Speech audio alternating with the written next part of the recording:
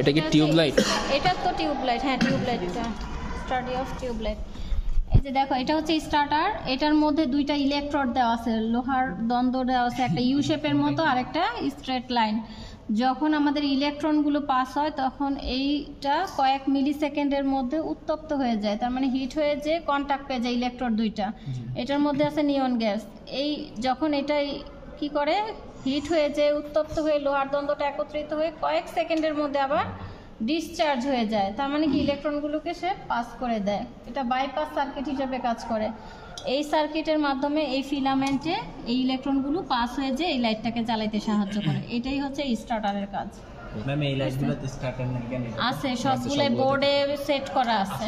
এগুলো হচ্ছে পুরো বোর্ডের সাথেই এই যে ব্লাস্ট স্টার্টার দুইটাই সেট করে দেওয়া আছে।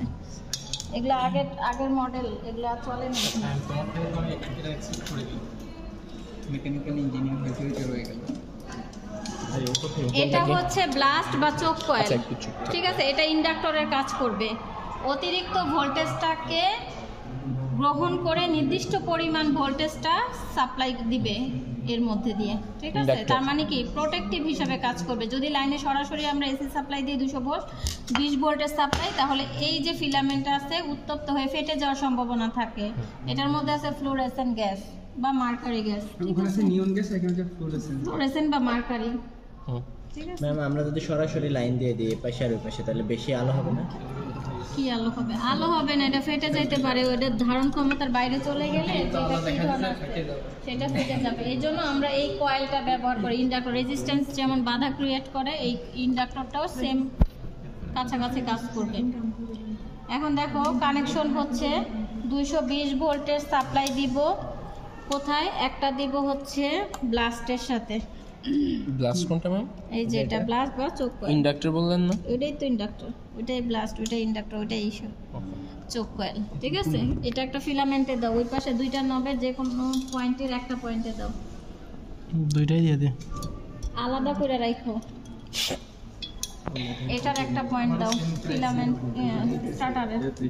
এটাকে আরেকটা পয়েন্টে দিব ম্যাম? হ্যাঁ, দুইটা আবার একসাথে করে ফেলো না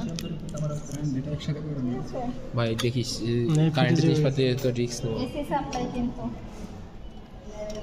এটা আলাদা। আচ্ছা এই যে ম্যাম, এই যে দেখো আবার বলি, কি করব? 220 ভোল্টের সাপ্লাই, 220 ভোল্টের দুইটা পয়েন্ট, একটা চলে আসছে ফিলামেন্টে, একটা আসছে ব্লাস্টে। ব্লাস্টের একটা পয়েন্ট হচ্ছে ফিলামেন্টে, ফিলামেন্ট থেকে একটা স্টার্টারে, স্টার্টারের আরেকটা পয়েন্ট ফিলামেন্টে। Circuit complete. লাইট জ্বালাই দিই। এখানে খেয়াল করবা যে লোহার দ্বন্দ্ব যেটা, সেটা কয়েক মিলি সেকেন্ডের মধ্যে কন্ট্যাক্ট পেয়ে যায়, ঠিক আছে। তাহলে এখন হচ্ছে সে আবার আলাদা হয়ে গেছে, ডিসকানেক্টেড হয়ে গেছে। এই ডিসকানেক্ট হয়ে গেছে স্টার্টার কেন? স্টার্টার ওই যে এটা তো লাইনটা দিয়ে দিচ্ছে, ইলেকট্রনগুলো দিয়ে দিচ্ছে, বাইপাস সার্কিট হিসেবে কাজ করেছে। এখন দেখো ওর ইলেকট্রনগুলো এ হচ্ছে এদিকে দিয়ে দিচ্ছে। এখন দেখো এটা যদি দেই, আমার এটা স্টার্ট হয়ে গেছে, এটা ওপেন হয়ে গেছে না এখন। এখন দেখো এটা আমার খুলো, কিছু হবে না। একটা আবার দুইটা হাত একসাথে লাগাই দিও না, ক্লিপটা চাপ দাও জোরে। হ্যাঁ, এখন দেখো এটা স্টার্ট করে দিচ্ছে না, এটা তো ওর আর কোনো কাজ নাই। এখন যদি আমি লাইনটা বন্ধ করে দেই, সে আর অন হবে না। কারণ হচ্ছে কি যে ইলেকট্রনটা কোথা দিয়ে যাবে। আমার তো এই দুইটা লাইন ওপেন আছে, ওপেন সার্কিট না, এটা এখন আর দিবে না। কিন্তু যদি কখন স্টার্টার খারাপ হয়ে যায়, তখন আমার একটা কন্ডাক্টর দিয়ে কন্ডাক্টিভিটিটা মধ্য দিয়ে ইলেকট্রনকে পাস করাইতে হবে। তার মানে কি একটা তার দিয়ে আমাকে শর্ট করে দিতেই হবে, মানে এখানে একটা তার, ওখানে একটা তার দিয়ে। কিন্তু এটা কতক্ষণ? একবারই হবে। ওই যে কোনো অনুষ্ঠানে একটা আমরা অন করে দিই, বাকিগুলা কানেক্টেড করে দিই, তারপরে যে কোনো একটা অফ হয়ে গেলে আর ওইটা জ্বলে না, আবার ওইটা ম্যাম স্টার্টারে নষ্ট হলে কি হবে? এই যে দেখো এটা একটা স্টার্টার দিয়ে তো আমরা অনেকগুলো সেট করে দিই। হ্যাঁ, একটা স্টার্টারই ব্যবহার করা হয়। ওই যে যতগুলো টিউব লাইট অনেকগুলো যদি, তাহলে ম্যাম এই যে শ্রেণীতে যুক্ত করে দিয়ে একটা দিয়ে স্টার্টার দিয়ে বাকিগুলোতে হচ্ছে নরমাল তার দিয়ে দেবো। নরমাল তার দিবা কি, এটার সাথে করে দিবা, সিরিজ করে দিলেই অন্যগুলা জ্বলবে।